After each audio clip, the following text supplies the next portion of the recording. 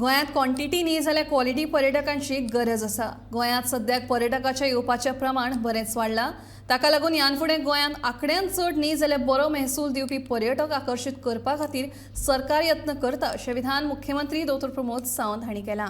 पर्यटकांच्या सुरक्षे खातीर तशेंच हेर सुविधा दिवपा खातीर सरकारान वेगवेगळी कामां हातांत घेतल्यांत अशी माहिती मुख्यमंत्री डॉ. प्रमोद सावंत हांणी दिली।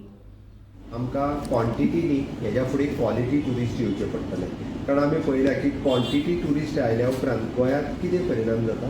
गोंय सद्याच म्हणजे ओवरफूल जाल्लें आसा।